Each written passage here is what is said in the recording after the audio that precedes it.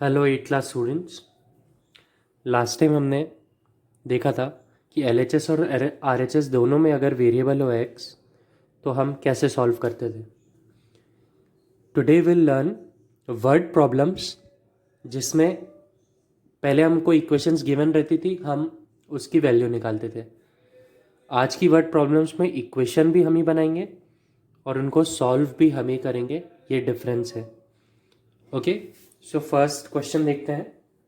First question है, Anubha is 20 years old and Bela is 4 years old.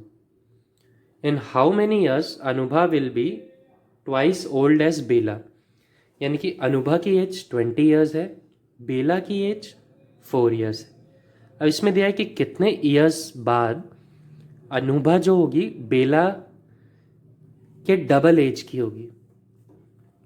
Okay, अभी हम देख सकते हैं कि बेला की एज 4 है तो अनुभा उसके 5 times है, 4 into 5। पर अब हमें बताना है कि कितने साल बाद अनुभा बेला के ट्वाइस होगी। Okay, so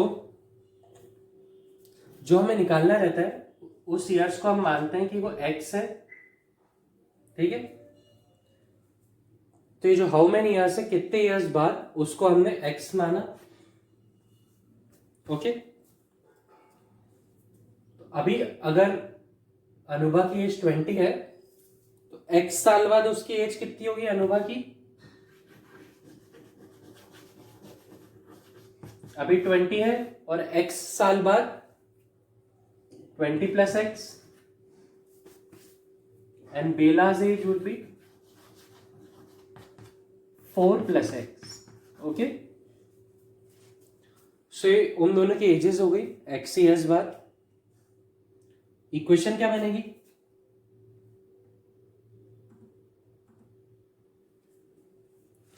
twenty plus x यानी कि Anubha age would be twice, 2 times 4 plus x। ये कंडीशन दी है कि अनुभा की एज 2 times होनी चाहिए 4 plus x के, तो ये कंडीशन हमने इक्वेशन में रख दी और इक्वेशन बन गई। Anubha age is twice Bela's age. Okay, अब इस इक्वेशन को हमें सॉल्व भी करना है। सो 20 plus x, ब्रैकेट खोला, 2 अंदर गया, 8 plus 2x।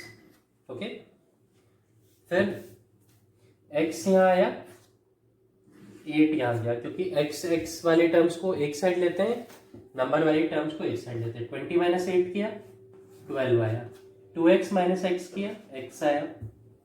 So 12 is equal to x, यानी कि x ईयर्स यानी कि 12 ईयर्स के बाद अनुभा बेला के ट्वाइस एज ओल्ड हो जाएगी।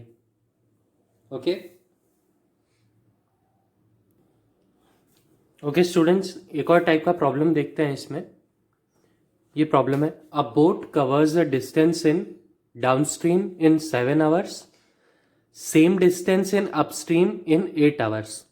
If speed of stream is 2 kilometer per hour, find the boat speed. यानी कि इसमें क्या लिखा है कि अ boat covers a distance in downstream in 7 hours। अब सबसे पहले तो हम ये समझते हैं डाउनस्ट्रीम अपस्ट्रीम क्या होता है। जैसे कि कोई नदी होती है तो नदी हमेशा बहती है, उसका पानी ऐसा नहीं है कि बस वहीं पे स्टिल रहे।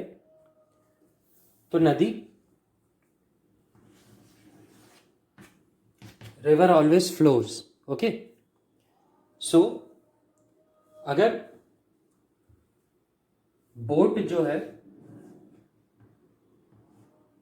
वो रिवर के फ्लो होने के डायरेक्शन में जा रही है, यानी कि जिस साइड में नदी जा रही है उसी साइड में बोट जा रही है, तो उन दो उसकी भी स्पीड बढ़ जाएगी, क्योंकि उसकी स्पीड नदी की स्पीड में ऐड हो जाएगी। उसको बोलते हैं डाउनस्ट्रीम। ओके, पर जब नदी उल्टी साइड जा रही हो और बोट उल्टी साइड जा रही हो तो नदी बोट को रोकने की कोशिश करेगी, तो बोट की स्पीड नदी की स्पीड में से माइनस होगी, मतलब नदी की स्पीड बोट की स्पीड में से माइनस होगी और वो बोट को रोकेगी, उसको बोलते हैं अपस्ट्रीम। सो ये होता है डाउनस्ट्रीम अपस्ट्रीम। डाउनस्ट्रीम में हमेशा नदी मदद करती है बोट को चलने में और अपस्ट्रीम में हमेशा नदी अपोज करती है बोट के चलने में। ओके, सो डाउनस्ट्रीम में उसने एक डिस्टेंस 7 घंटे में पूरा किया और अपस्ट्रीम में उसने वही डिस्टेंस 8 घंटों में पूरा किया। और नदी की स्पीड यहां दी है 2 kilometre per hour. Find the boat speed. Okay, अब क्या होगा, हम सबसे पहले निकाल लेते हैं डाउनस्ट्रीम और अपस्ट्रीम में नदी की स्पीड, बोट की स्पीड क्या है। Okay, speed of boat in downstream कितनी होगी। डाउनस्ट्रीम यानी नदी के सहारे, तो उन दोनों की स्पीड ऐड होगी x प्लस 2। x को हमने मान लिया कि वो बोट की स्पीड है। ओके, और अपस्ट्रीम में नदी के विरुद्ध वो चल रही है तो उसकी स्पीड होगी x माइनस 2। ओके, ये दोनों किलोमीटर पर आवर में है।